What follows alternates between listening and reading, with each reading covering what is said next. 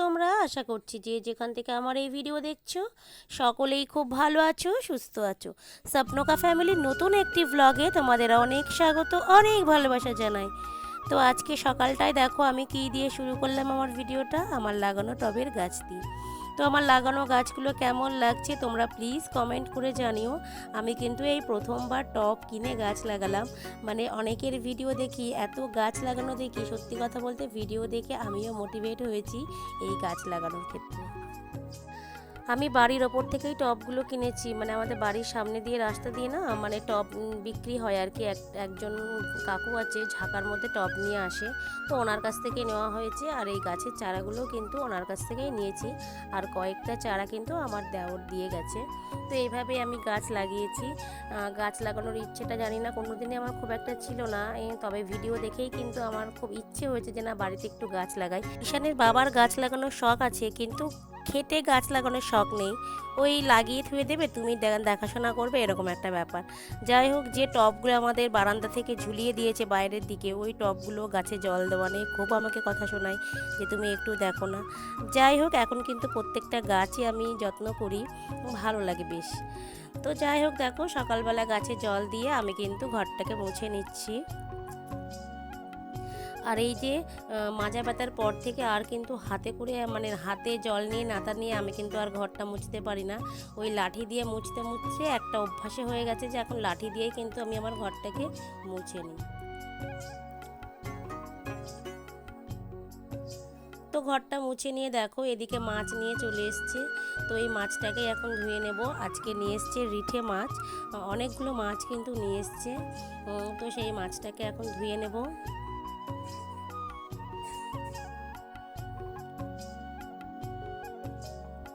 রিঠে মাছ খেতে আমরা সবাই খুব ভালোবাসি, ঈশানের বাবাও খুব ভালোবাসে। তো এই কারণে যে গঙ্গার রিঠে, এটা কিন্তু সমুদ্রের নয়, গঙ্গার রিঠে নিয়ে এসছে। খুব ভালো মাছ পেয়েছে, যার জন্য আমাকে ফোন করেছিল নেবো নিয়ে আসো। তো এই যে মাছগুলো নিয়ে এসছে, কিন্তু আমাদের একটা নেমন্তন্ন আছে। তবু মাছটাকে রান্না করব, কেন কি আমার শ্বশুরমশাই আসবে। তো আর এদিকে দেখো ঈশান স্কুলে পরীক্ষা দিয়ে এসে এই যে ধুলো নিয়ে খেলতে বসেছে। তো কিছুক্ষণ খেলার পরে ওকে স্নান করাবো, তো এই টাইমটুকু ওকে ছেড়ে দিতে হয়, না হলে খুবই রাগারাগি করে আমার ছেলে। তো এই জন্য। আর এদিকে আমি কিন্তু রান্নাটা করব আমার শ্বশুরমশাইয়ের জন্য, আর যেটুকুনি তরকারি থাকবে আমরা রাতে এসে খেয়ে নেব।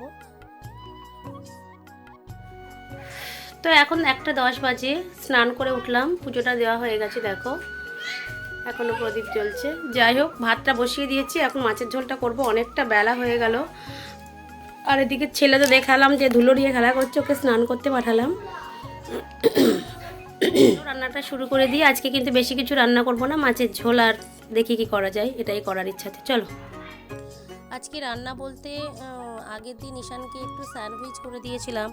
সেই বেসনের গোলাটা রয়েছে, ওর মধ্যে একটু পেঁয়াজ, ধনেপাতা, লঙ্কা কুচিয়ে এই যে একটু বড়া করে নিচ্ছি, আর করব রিঠে মাছের ঝোল।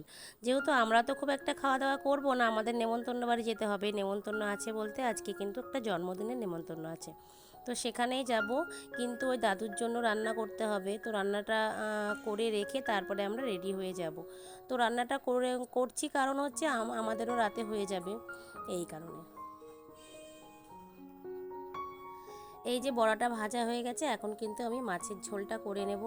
মাছের ঝোলটা কিন্তু অল্প মশলা দিয়ে একটু ঝোল করব, এই আর কি। আর রিঠে মাছটা না খুব ফোটে, এই কারণে আমি ঢেকে ঢেকেই ভাজি, না হলে একেবারে সেই তেল ছিটে পুরো চোখে মুখে চলে আসে।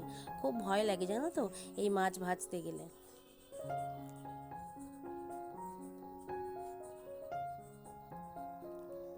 তো ঈশানের এদিকে স্নান হয়ে গেছে, আর এদিকে আমি কিন্তু পুজো টুজো সবটাই দিয়ে নিয়েছি। আর শুধু এই ঝোল ভাত রান্না করেই আমি কিন্তু রেডি হয়ে নেব জন্মদিনের নেমন্তন্নে যাওয়ার জন্য।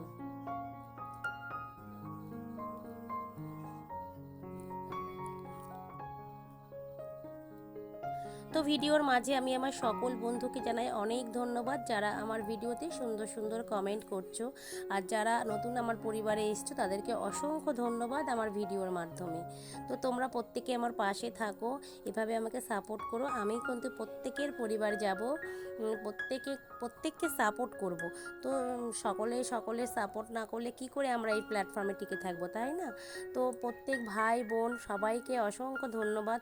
অনেক ভাইরাও ভিডিও করো দেখছি আমি, শুধু বোনেরা নয় ভাইরাও করে। তো সেই সমস্ত ভাইদেরও অনেক ধন্যবাদ যারা আমার ভিডিও দেখছো এবং সুন্দর সুন্দর কমেন্ট করছো।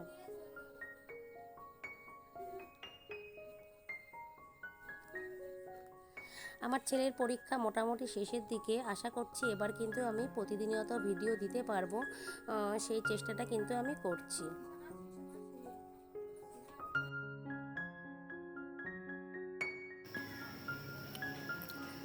তো দেখো মশলাটা দিয়ে আমি কিন্তু এবার একটু কষে নিচ্ছি। আর এই যে ঝোলটাও কিন্তু আমার ফুটে গেছে, এবার একটু গরম মশলা দিয়ে ব্যাস ঝোলটাকে নামিয়ে নেব। পুরো ডিটেলে তোমাদেরকে দেখালাম না, এইভাবেই দেখালাম আজকের ঝোলটা। তো তারপরে আমি কিন্তু রেডি হয়ে নেব। এই যে আমি রেডি হয়ে গেছি, ঘরে তালাও দেওয়া হয়ে গেছে। এই যে ঈশানের বাবা গাড়িটা বার করছে, আমরা তিনজনেই রেডি হয়ে গেছি, এইবার যাব। তো দেখো জন্মদিনে এসে দেখছি মোটামুটি বেলুন ফোলাচ্ছে ঈশানও। দেখো এই মেশিনটা খুব সুন্দর, তাই না? তো মেশিনটার ভিডিও একটু করে নিলাম, মানে দুটো বেলুন একসঙ্গে ফোলানো যাচ্ছে। তো ঈশান তো দেখে ভীষণ খুশি, ও দু একটা বেলুন ফুলিয়ে দিল আর কি।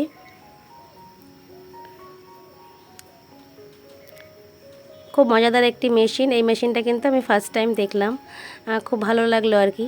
আগে তো দেখতাম যে পাম্পারের মতো একটা মেশিন দিয়ে বেলুন ফোলাতো, কিন্তু এই মেশিনটা নতুন দেখলাম।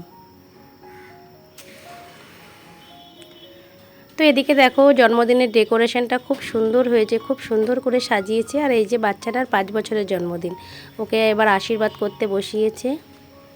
অনেকটা লেট হয়ে গেছিলো জানো তো। তো আমরা তাড়াতাড়ি করে ফার্স্ট ব্যাচেই খেতে বসে গেছি, কেন ঈশানের খিদে পেয়ে গেছিলো। আর এই যে আমাদের সাথে কিন্তু মায়াঙ্কও বসে গেছে।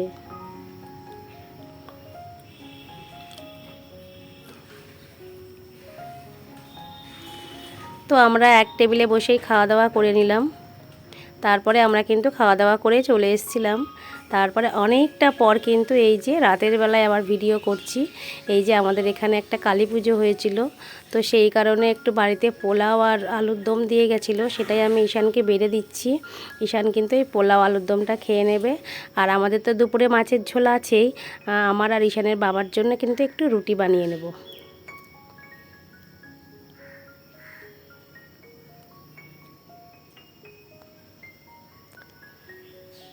তো দেখো আমি আর ঈশানের বাবা খাওয়ার জন্য একটু রুটি বানিয়ে নিচ্ছি। তো আজকের ভিডিওটা কিন্তু আমি এখানেই শেষ করছি, আবার কালকে দেখা হবে নেক্সট আর একটা নতুন ভিডিও নিয়ে। ততক্ষণ সবাই পাশে থেকো, ভালো থেকো, সুস্থ থেকো। সকলকে শুভরাত্রি।